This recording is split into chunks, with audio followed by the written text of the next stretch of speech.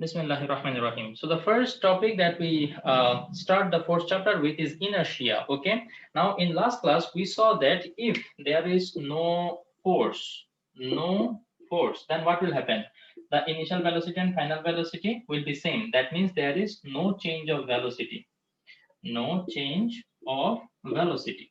Now, what do we mean by no change of velocity? That means if a body is at rest, that means the velocity is zero, it will continue to be at rest. Okay, there will be no change of velocity. And if a body is in motion, okay, the body will continue to be in motion with that velocity. The velocity will not change, right? So you can see that unless you force a body, it does not change its velocity itself, right? It has a tendency to maintain the state that it is in already. Okay, so the tendency of maintaining the state is called inertia. Okay, acha. Now this is the definition of inertia, that the tendency to maintain the state, okay, or the current state is inertia of a body. There is an important MCQ that always comes from here, that is, what is the measure of inertia?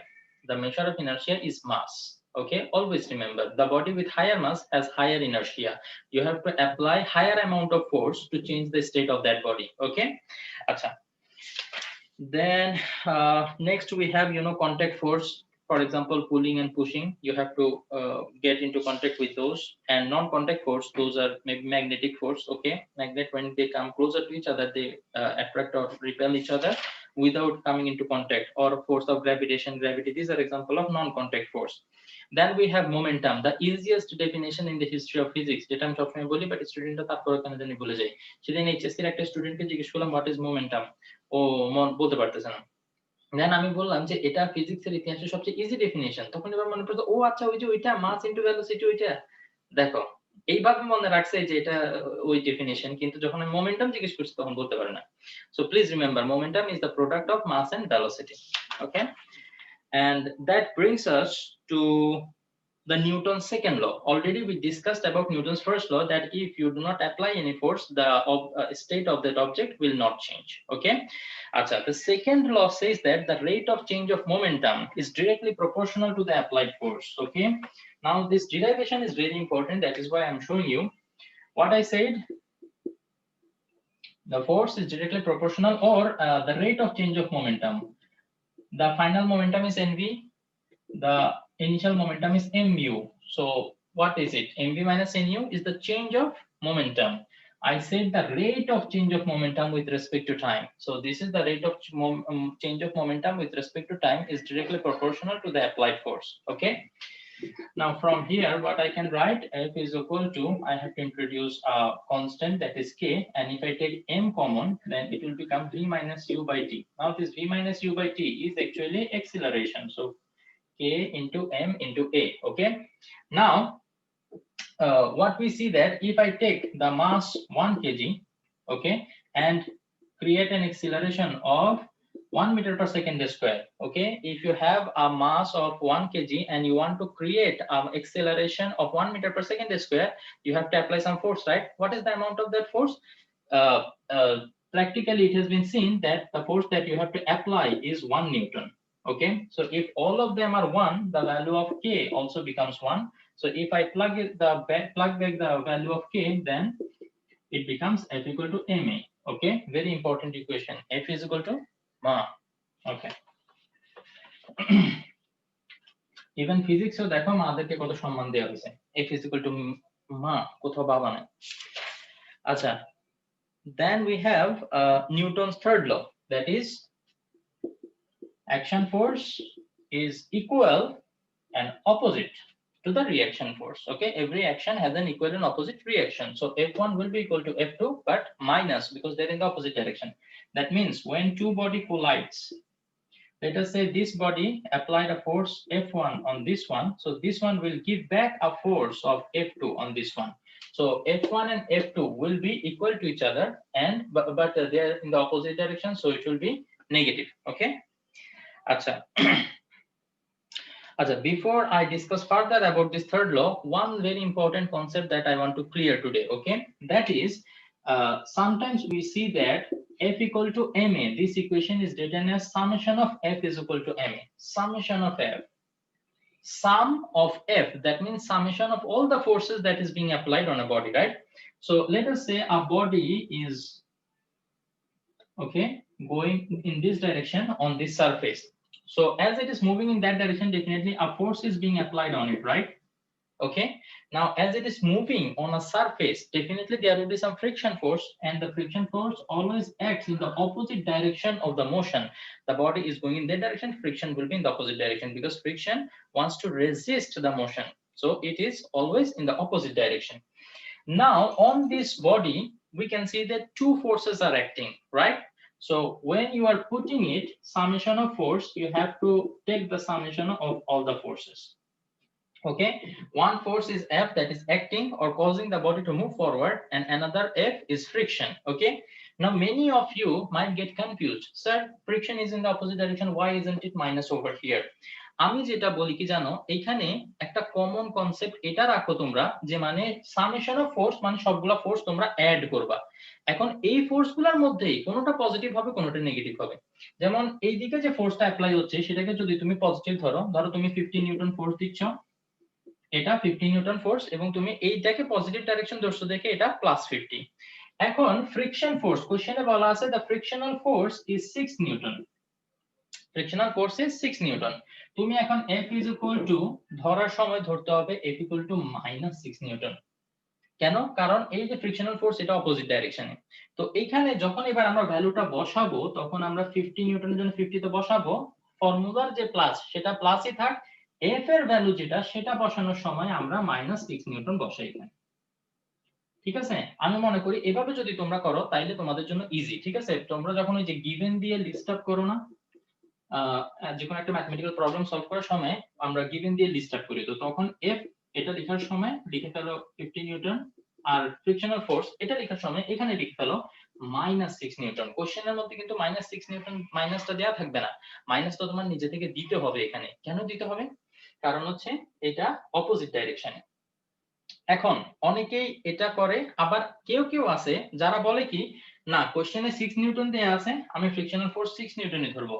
তাইলে তোমাকে এখানে সামান্য একটু change করতে হবে, সেটা হচ্ছে কি তোমাকে ডিরেকশনটা এখানে কনসিডার করতে হবে, যে এই F পজিটিভ ডাইরেকশনে আছে, সো এটার আগে প্লাস, প্লাস মানে তো কিছু দিতে হয় না, but if this small f, that is frictional force, it is in the opposite direction, then what you have to do, you have to subtract it from here.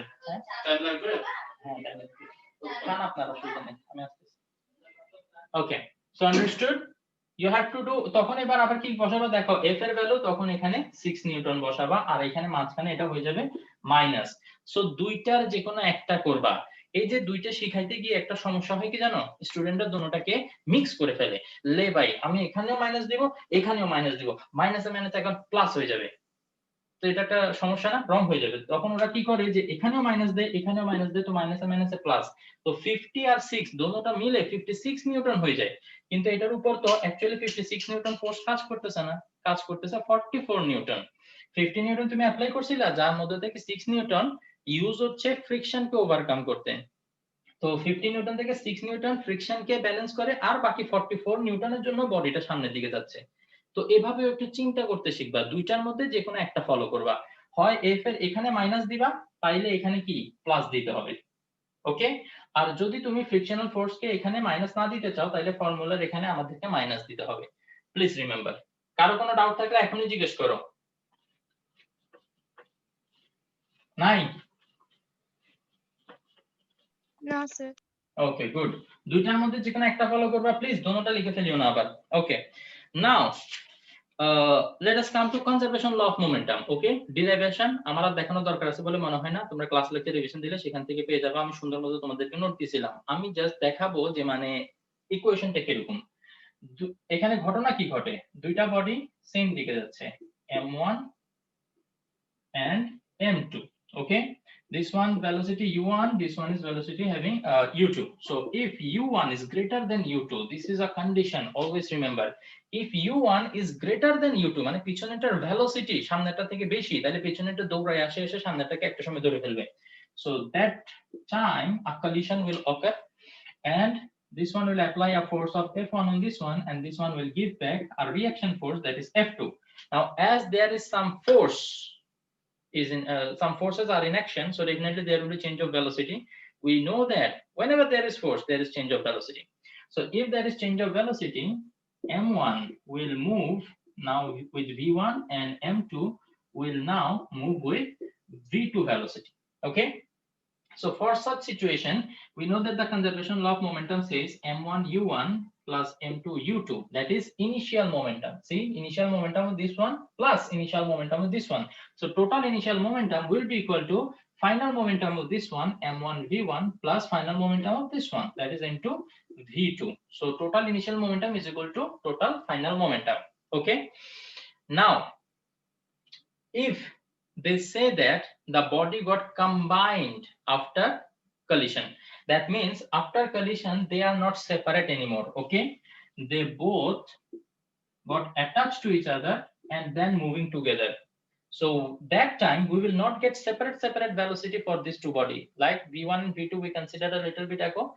It will not be like that. There will be a singular velocity. When two bodies are attached to each other, they cannot move with different velocity. Okay, together they will move with one velocity.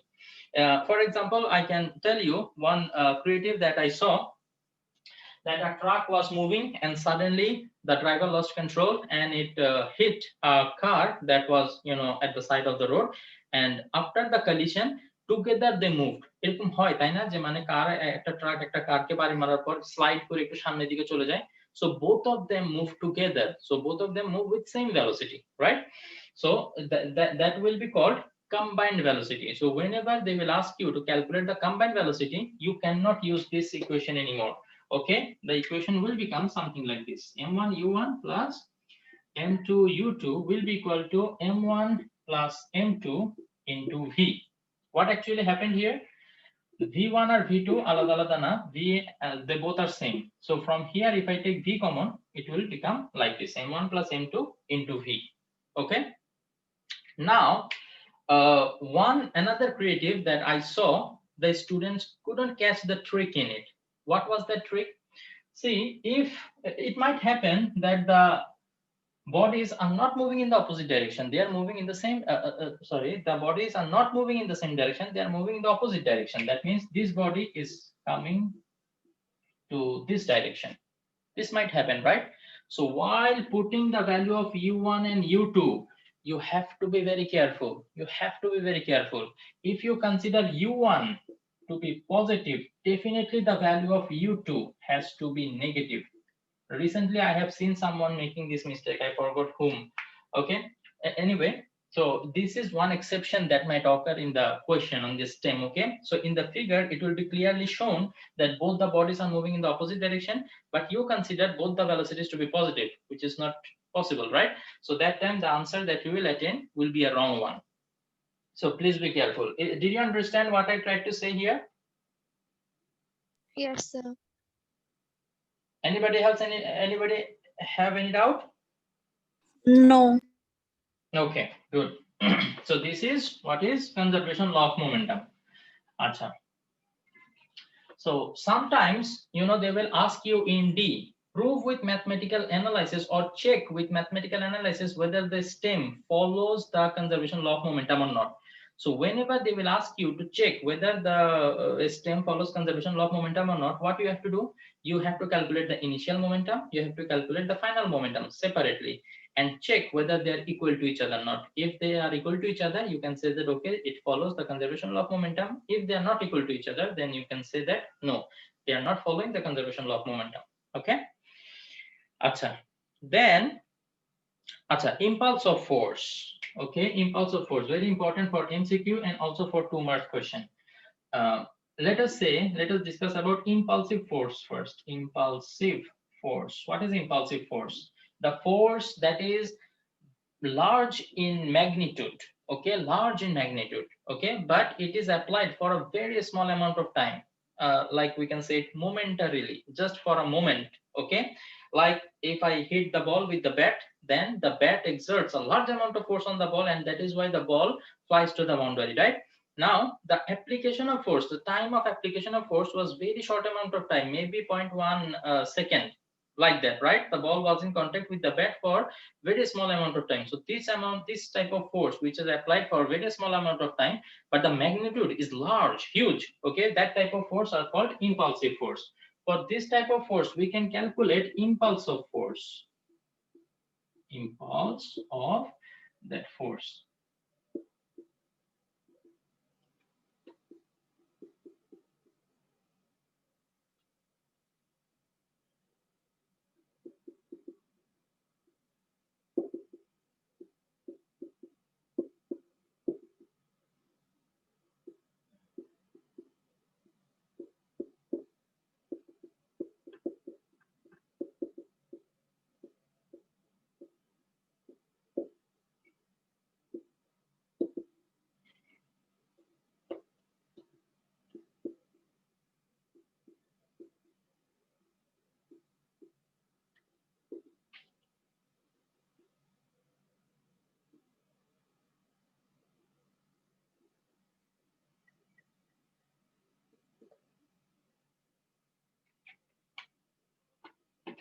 আজান দিচ্ছে, আজান শেষ হতে শেষ হতে তোমরা একটু check করো যে তোমরা এটা বুঝছো কিনা।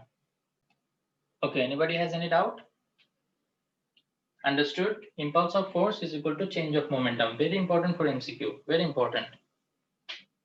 Okay, this equation is also important. F into T is equal to mv minus mu. I have seen one MCQ like this, that which of the following equation is correct.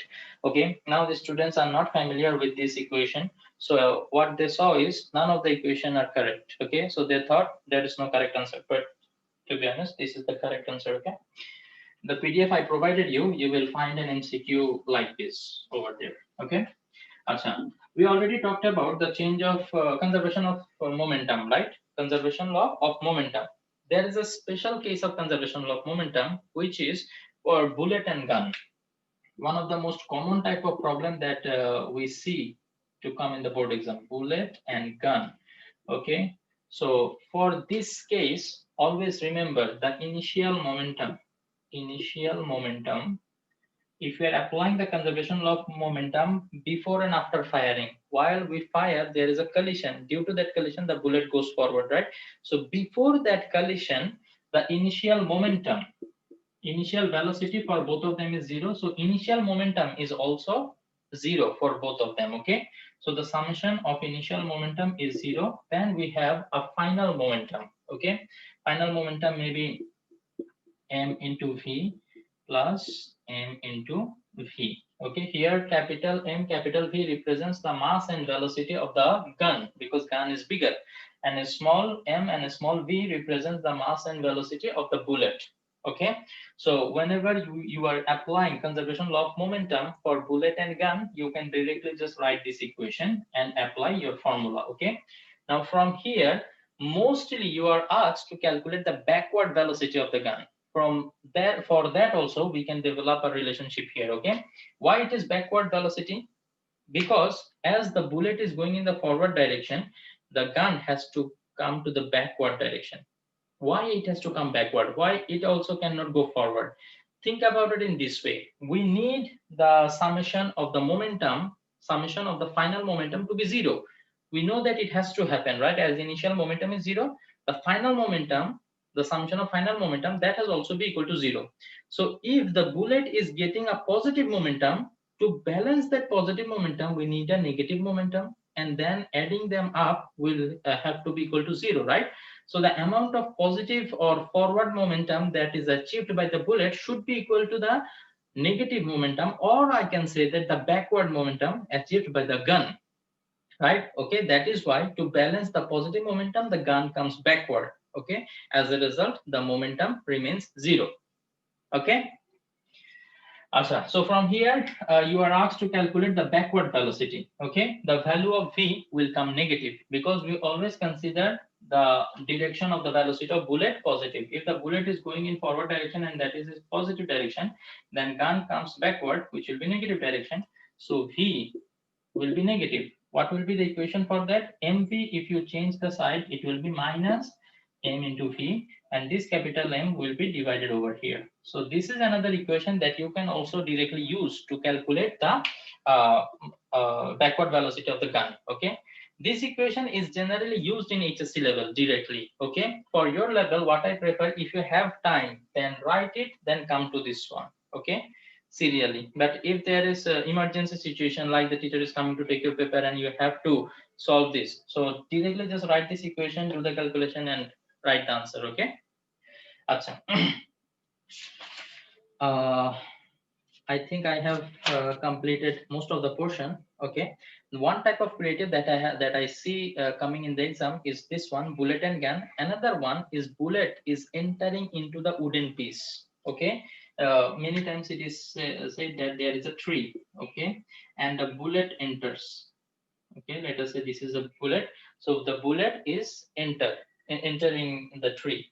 So they ask you whether it will be able to penetrate the tree or not, depending on the given information. So this is another type.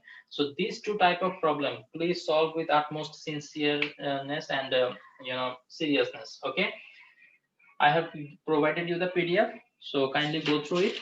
And last topic that we will cover here is regarding friction. Okay, for 2 marks they ask you that friction is a necessary evil. Explain this one, why it is necessary, why it is evil. Okay, so we can say that without friction we cannot actually hold an object. Okay, if there is no friction between my hand and this object, I will not be able to hold it. It will slip and fall. Okay, and also if the road is slippery means less amount of friction, right? So if there is no friction at all on the road, while you are trying to walk, you will slip again and again and you will keep falling, right? So there has to be some friction on the road using which you can actually walk. Okay, I hope you understand. So you understand this is necessary. Why it is evil? It is evil because it causes a lot of damage to the machineries that is used in the mills and factories. Okay, the parts of the machine that are coming into contact each other. Okay, constantly, while they experience the friction with each other. You know that whenever there is friction, heat is generated. So heat is a form of energy, right? So from where this energy is coming? This energy is coming from the energy that you are providing, you are supplying, the input energy you are giving to the machine, right? So you can see that the energy that you are giving as input, some of it is being lost as heat energy. You are not being able to use that heat energy. So it is a loss, right? So that is one loss. Another loss is due to continuous friction, the metals get decayed. Okay, for continuous friction, okay, the machineries get decayed. That is why lubricants are used. Okay, some oil is used that reduces or makes the machine slippery, so that when they come into contact with each other, there is less amount of friction, less amount of heat produced, and the damage is minimum. Okay, so whenever you are writing the answer of this question, that friction is a necessary evil, I see that the students writing some paragraph, this, okay, this is the reason. Don't write like that. Try to be try to make your presentation impressive. Okay, different from others. Okay, all of them will write the same thing, but you will write the same thing in a different way. Okay, what is the different way? Okay, so I write it in this way. At first I will write advantage. I will write advantage and I will put just 2 points. Why it is what is the advantage of the friction? After writing this 2 advantage, I will write so friction is necessary. Okay, friction is necessary. Then I will write disadvantage. Okay, I will write upon 2 points again. Okay, 2 points, and then I will write so this is why friction is evil. Then at the end I will write so we can see that friction is a necessary evil. Okay, nice representation. So kindly do like that. And not only for this, try to improve your presentation for each and every question that you answer. Okay, and how to improve? Exam hall is not the place to think about it. Okay, the place to think about this is home. Utilize the time you waste idle being idle at home. Okay, use it to think about how I can write it or how I can stand out of the crowd by writing the answer of this question. Okay, think that will make you separate from others, inshallah. Okay, so do you have any question to ask from this fourth chapter?